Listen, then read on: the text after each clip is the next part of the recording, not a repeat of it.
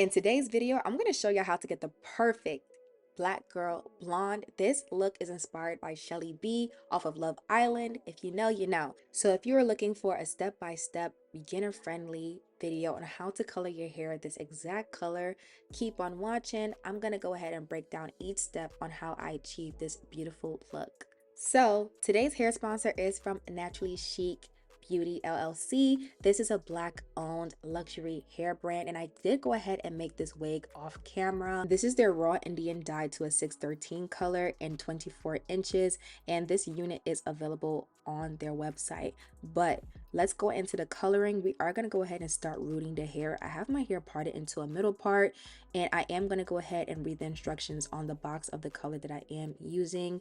Now, this was a trial and error for me personally because this was definitely a lighter root, but again, I'm just showing y'all the process of how I did this. So I went in with a baby hair comb, and I am going to go ahead and use some of the dye lightly onto the hair and just do some light hair strokes throughout the perimeter of the hairline slash closure. Now this is the Clairol permanent dye in the color 6NN alongside with a 20 volume developer, and I'm using a 1:1 ratio.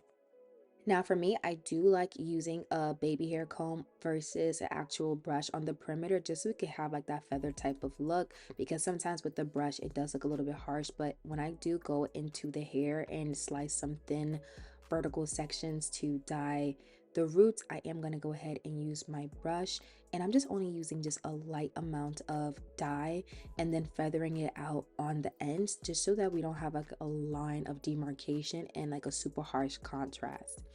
And as y'all can see, I like to go back and forth just to make sure that I got the actual root, and you want to get as close to the root as possible but not on the lace.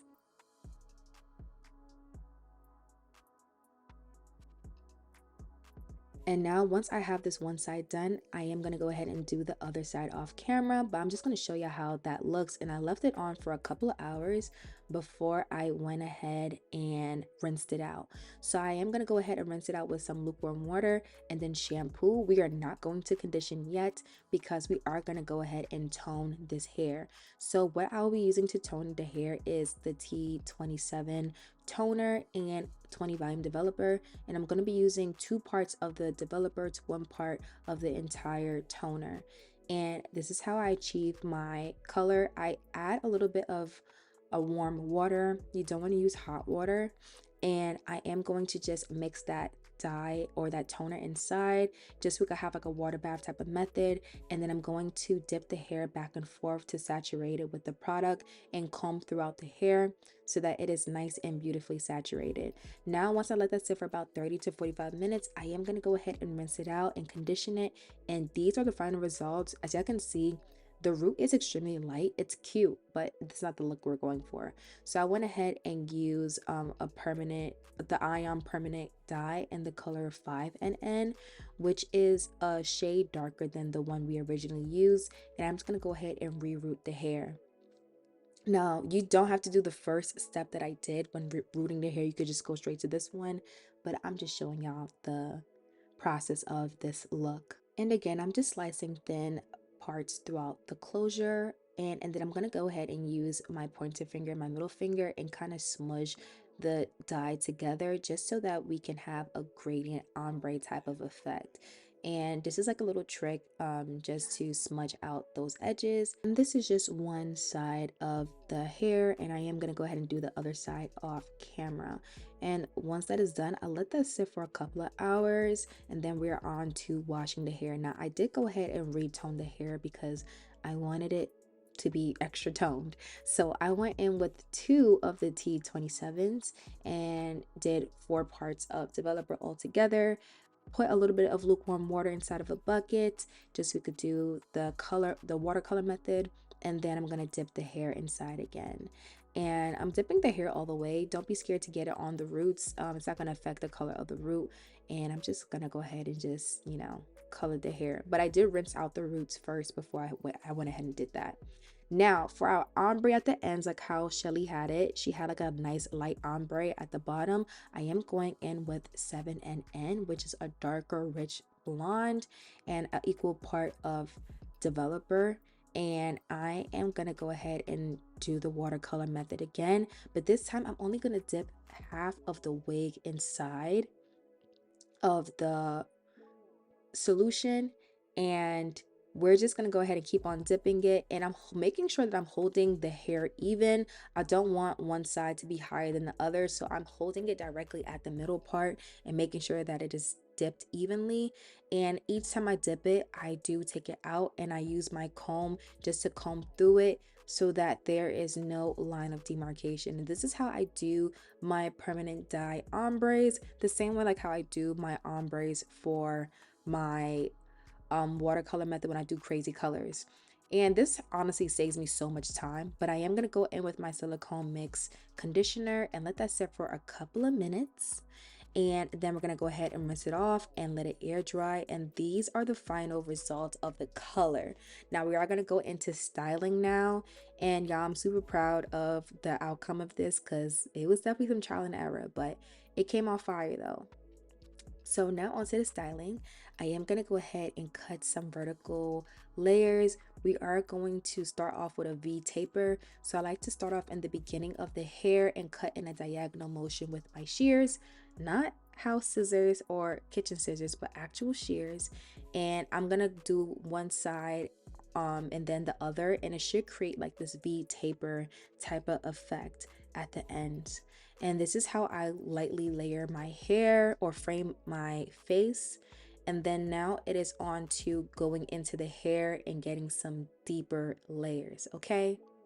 So what I like to do is I like to take some vertical sections and hold the hair, and I am going to just kind of cut downward into the hair, and I'm grabbing the hair, turning it inward, and then cutting down and opening and closing my shears and just moving down until we get all the way down to the end.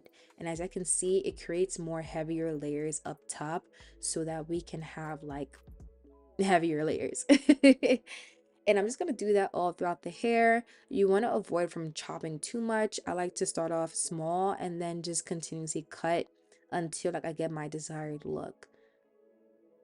And now it is on to tinting my lace. I like to tint my lace with my True Match Conceal Lace tint in the color dark. And to curl the hair, I am using my Babyliss titanium curling iron in the 1.5 inch barrel. And how I curl my hair is I like to use the clamp at the bottom and start curling upwards, so it's almost like a flip versus having the clamp on top and you're curling away from your face. And this just helps us with like I don't know what these curls are called, but those Farrah Fawcett type of curls, I would say.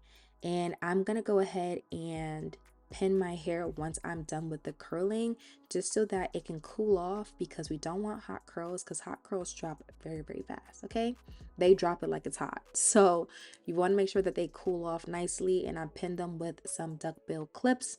And don't forget to apply your heat protectant. I'm using my Tresemme Keratin Smooth Heat Protectant just to protect my hair from frying off or the dye frying off, because blonde hair has a tendency of doing that. So definitely make sure that your iron isn't super hot and that you also sprayed it with some heat protectant. And I'm going to do this all throughout the hair, but once I get towards the top where I am having my bangs, I am going to go ahead and curl in the opposite direction, which is away from my face. And if you do want a full tutorial on how to curl and layer your hair, I do have that on my channel. Go ahead and check that out, okay?